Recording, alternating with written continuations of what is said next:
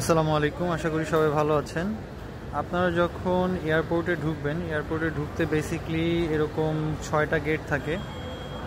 Gate 1, gate 2, gate 3, gate 4, gate 5, gate 6। তো এই 6টা গেট দিয়ে প্যাসেঞ্জাররা প্রবেশ করতে পারে। ডিপেন্ডস অন যে কোন এয়ারলাইন্সের প্যাসেঞ্জার কোন গেট দিয়ে ঢুকবেন, এটা বাহিরে একটা মনিটর দেওয়া থাকে, ওই মনিটরের মাধ্যমে জানতে পারবেন।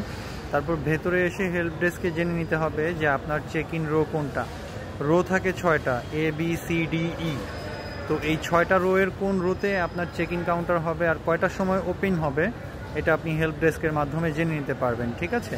এবং এয়ারপোর্টে সবসময় ফ্লাইট ডিপার্চার হওয়ার, মানে ধরেন আপনার ফ্লাইট যদি 10টায় হয়, আপনি এয়ারপোর্টে উপস্থিত থাকবেন 6টায়। 4 ঘন্টা আগে কাউন্টার খোলা থাকে, তো কাউন্টারে 6টার মধ্যে উপস্থিত থাকবেন, ঠিক আছে। এবং ডিপার্চারের 1 ঘন্টা আগে কাউন্টার বন্ধ হয়ে যায়। ধরেন আপনার ফ্লাইট হচ্ছে 10টায়, কাউন্টার ক্লোজ হয়ে যাবে 9টায়, ঠিক আছে। তো 9টার পরে